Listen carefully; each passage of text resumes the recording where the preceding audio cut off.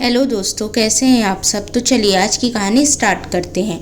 अपेक्षा आज बहुत खुश थी और खुश हो भी क्यों ना, आज उसकी बड़ी बहन की शादी जो थी वो भी शहर के सबसे बड़े बिजनेसमैन के बेटे विहान से। अपेक्षा और उसके घर वालों को 1 महीने से भी कम का समय मिला था शादी की तैयारियों के लिए, क्योंकि लड़के वालों को रिया पसंद आ गई थी और अगर शादी अभी न करते तो सीधा मुहूर्त 6 महीने के बाद का ही था। दोनों परिवारों को कोई ऐतराज नहीं था, इसलिए रिश्ता तय हुआ और शादी भी 1 महीने के अंदर ही करने का फैसला लिया गया। शाम को जब अपेक्षा रेडी होकर रिया को बुलाने जाती है, तब रिया को वहां न देखकर परेशान हो जाती है और फिर अपनी मम्मी पापा को बुलाकर रूम में लाती है। वो तीनों देखते हैं कि रिया ने अपना शादी का जोड़ा उतारकर वहीं बेड पर रख दिया है और उसके साथ एक लेटर भी था जिसमें लिखा था, मम्मी पापा मुझे माफ़ कर देना, मैं ये शादी नहीं कर सकती हूँ क्योंकि मुझे एक्ट्रेस बनना है और अगर मेरी शादी उस घर में हो गई तो मैं अपना सपना कभी भी पूरा नहीं कर पाऊंगी। लेटर पढ़ते ही अपेक्षा की माँ बेड पर जोर से बैठ जाती है और रोना चालू कर देती है। अपेक्षा और उसके पापा को समझ ही नहीं आ रहा था कि अब क्या करे। अपेक्षा के पापा कुछ देर सोचने के बाद अपेक्षा से बोलते हैं कि बेटा, अब तुम ही हमारे घर की इज्जत बचा सकती हो। बारात बस दरवाजे पर आने वाली है, अब तुम्हें ही मंडप पर रिया की जगह बैठना होगा और ये शादी करनी होगी। पर अपेक्षा बोलती है कि पापा मैं ये नहीं कर सकती हूँ। तो धर्म जी अपनी पगड़ी उतारकर अपेक्षा के पैरों में रख देते हैं और हाथ जोड़कर अपेक्षा से विनती करते हैं। तो अपेक्षा कहती है कि पापा प्लीज़ ऐसा मत करो, मैं किसी और से प्यार करती हूँ। तो धर्म जी कहते हैं कि बेटा, अब तुझे अपने प्यार और इस घर की इज्जत में से किसी एक को चुनना पड़ेगा। आखिरकार अपेक्षा अपने घर की इज्जत चुनती है और शादी के लिए हाँ कर देती है और अपनी बहन के उतारे हुए शादी के जोड़े में सजकर तैयार हो जाती है। थोड़ी देर में बारात दरवाजे पर आ जाती है और अपेक्षा बड़ा सा घूंघट लेकर मंडप में बैठ जाती है, जहां पूरे विधि विधान से अपेक्षा की शादी विहान से हो जाती है और वो सिंघानिया खानदान की बहू बन जाती है। विदाई के समय धर्म जी अपेक्षा से हाथ जोड़कर माफ़ी मांगते हैं, पर अपेक्षा उन्हें बिना कुछ बोले कार में बैठ जाती है। जब वो सिंघानिया मैंशन में एंट्री करती है तो बड़े से महल जैसे घर को देखकर हैरान हो जाती है। शादी के बाद की सारी रस्में पूरी होने के बाद अपेक्षा को विहान के रूम में लाया गया, जहां उसे सुहाग की सेज पर बैठा दिया गया। थोड़ी देर बाद जब विहान रूम में आया, अपेक्षा मन ही मन में सोच रही थी, अब तो बड़ा हंगामा होने वाला है। जैसे ही विहान मेरा घूंघट उठाएंगे और दीदी की जगह मुझे देखेंगे तो वो तो शौक ही हो जाएंगे। आज की रात तो पूरी तरीके से कयामत की रात होने वाली है। अपेक्षा मन ही मन ये सब सोच रही थी, तभी विहान रूम में आता है। रूम में आने के बाद वो सीधा बाथरूम में चले जाता है और बाथरूम से 1 घंटे के बाद निकलता है, फिर अपना कपड़ा चेंज करने लगता है। अपेक्षा बेड में बैठे बैठे सोच कर डर रही थी कि विहान को सब पता चल जाएगा तो क्या होगा आज। इतने में ही विहान अपेक्षा के पास आकर बैठ जाता है और उसका घूंघट उठाने लगता है।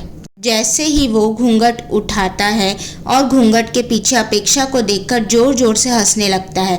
विहान को इस तरह हंसता देख अपेक्षा को तो पहले कुछ समझ ही नहीं आता। फिर वो थोड़ा डरते डरते बोलती है कि विहान, आप मुझे देखकर इतनी जोर से हंस क्यों रहे हो? आपको आश्चर्य नहीं हुआ क्या यह दीदी के जगह पर मुझे बैठा हुआ देखकर? जैसे ही अपेक्षा ने यह सब बोला, वैसे ही विहान ने अपेक्षा को जोर का एक थप्पड़ लगा दिया, जिससे अपेक्षा औंधे मुंह बेड पर गिर गई। थप्पड़ अपेक्षा को इतनी जोर से पड़ा था कि थोड़े देर के लिए अपेक्षा के कान ही सुन्न हो गए थे। फिर विहान ने बोलना शुरू किया कि जैसा मैंने सोचा था वैसे ही हुआ। ये सब प्लान मेरा ही था कि तुम्हारी शादी मेरे से हो जाए और मैं तुम्हारी लाइफ बर्बाद कर दूं। तो अपेक्षा ने बोला कि ये सब आप क्या बोल रहे हो, आप मेरी लाइफ क्यों बर्बाद करना चाहते हो?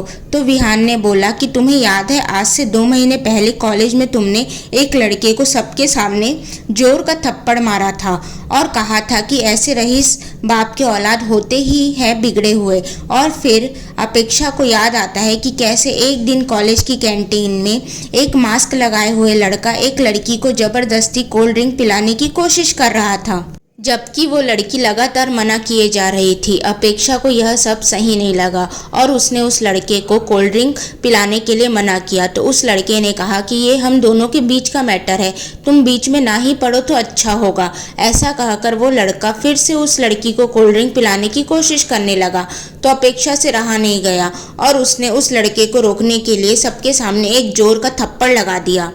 उस लड़के ने अपेक्षा को घूर कर देखा और कहा कि इसका बदला तो मैं लेकर ही रहूंगा, और फिर वहां से चला गया। अपेक्षा को उसकी बातों से कोई फर्क नहीं पड़ा। वो बोली कि मैंने जो किया है वो सही किया है, मुझे किसी का डर नहीं है, और अपनी लाइफ में बिजी हो गई। उसे ये बिल्कुल नहीं पता था कि उसका ये अतीत उसका आज बर्बाद कर देगा। फिर विहान ने बोलना शुरू किया, उस दिन से मैंने तुम्हारे बारे में हर चीज़ जानने के लिए अपने आदमियों को तुम्हारे और तुम्हारे घर वालों के पीछे लगा दिया। जहां मुझे पता चला कि तुम्हारे पेरेंट्स तुम्हारी दीदी के लिए लड़का ढूंढ रहे हैं, जबकि तुम्हारी बहन तो एक्ट्रेस बनना चाहती थी, तो मैंने एक प्लान बनाया कि मैं अपना रिश्ता लेकर तुम्हारे यहाँ जाऊँगा, और तुम्हारे पेरेंट्स तो मुझे ना कह ही नहीं सकते थे, क्योंकि मैं एक बड़े घर का हैंडसम लड़का था, तो ना करने का तो सवाल ही नहीं उठता था। तो जैसे ही हमारी शादी की डेट फिक्स हुई, उसके दूसरे दिन ही मैंने रिया को एक कैफ़े में मिलने के लिए बुलाया, जहां मैं गया ही नहीं और अपने एक फ्रेंड को मूवी डायरेक्टर बनाकर भेज दिया। वो अचानक से रिया से टकरा गया और कहने लगा कि मैम, आप तो पूरी एक्ट्रेस मटेरियल हो, आपको तो मूवी में होना चाहिए। अपने लिए ऐसी बातें सुनकर रिया के मन में फिर से एक्ट्रेस बनने का भूत सवार हो गया। मेरे फ्रेंड ने उसे अपना विजिटिंग कार्ड दिया और कहा कि आप जब भी कंफर्टेबल हो मुझे कॉल करना, मैं आपके लिए आगे प्रोड्यूसर से बात करूंगा। इस तरह रिया को हमने अपने जाल में फंसा लिया। दूसरे दिन रिया ने बिना किसी को बताए उस डायरेक्टर को कॉल किया, तो डायरेक्टर ने उसे इसी शहर में एक छोटे से साइड रोल के लिए बुलाया। इस तरह वो उसे धीरे धीरे छोटे छोटे रोल्स देकर उसका ट्रस्ट जीत लिया। फिर आया शादी वाला दिन। उस दिन उस डायरेक्टर ने सुबह ही कॉल करके रिया को बोला कि मेरे प्रोड्यूसर से बात हो गई है, आपको आज ही उनसे मिलने के लिए मुंबई जाना होगा, ताकि वो आपका ऑडिशन लेकर आपको फाइनल कर ले, फिर तो आपको एक्ट्रेस बनने से कोई नहीं रोक सकता है। रिया ने उस दिन मना किया कि कहा आज मेरी शादी है, पर उस डायरेक्टर ने कहा कि अगर ये मौका तुम्हारे हाथ से चला गया तो फिर तुम कभी भी एक्ट्रेस नहीं बन पाओगी, और शादीशुदा लड़कियों की इस इंडस्ट्री में कोई जगह नहीं है। इस तरह हमने उसे अपने बातों के जाल में फंसाकर शादी से भगा दिया। तब अपेक्षा को याद आया कि किस तरह दीदी शादी के पहले कॉलेज का बहाना बनाकर घंटों घर से बाहर रहा करती थी। तो विहान ने जब अपनी बात पूरी कर ली, तब अपेक्षा ने कहा कि अब आप बताओ क्या करना है शादी का, यह शादी रखना भी है कि नहीं रखना है। तो विहान ने कहा कि मैं आज ही तुम्हें डाइवोर्स दे रहा हूँ, अब तुम आज़ाद हो। तो अपेक्षा ने भी उसकी हाँ में हाँ मिला दिया, क्योंकि उसे भी ऐसे आदमी से कोई रिश्ता नहीं रखना था जो सिर्फ एक बदले के लिए किसी भी लड़की की जिंदगी बर्बाद कर दे। अगले दिन विहान ने अपने ड्राइवर के साथ अपेक्षा को उसके मायके वापस भेज दिया। जब विहान के घर वालों ने उससे अपेक्षा के बारे में पूछा तो उसने सब सच बता दिया। तो विहान के पापा ने उसे जोर का एक थप्पड़ मारा और उसे अपनी प्रॉपर्टी से अलग कर दिया और उससे कहा कि तुम अब खुद नौकरी करो और अपना खर्चा चलाओ। विहान ने उनके हाथ पैर जोड़े, पर वे नहीं माने। इधर अपेक्षा अपने मायके वापस आ गई और रिया वहाँ पहले से ही मौजूद थी। रिया ने अपने पेरेंट्स को पहले ही सारी सच्चाई बता दी थी। अपेक्षा के पापा ने उससे हाथ जोड़कर माफ़ी मांगी। अब अपेक्षा फिर से अपनी नई जिंदगी स्टार्ट कर रही थी। कुछ दिनों बाद उसके बॉयफ्रेंड से शादी हो जाती है और वो हंसी खुशी अपनी लाइफ जीती है। सो दोस्तों, अगर आपको यह कहानी पसंद आए तो प्लीज़ इस कहानी को लाइक करें, शेयर करें एंड चैनल को सब्सक्राइब करें। Thank you.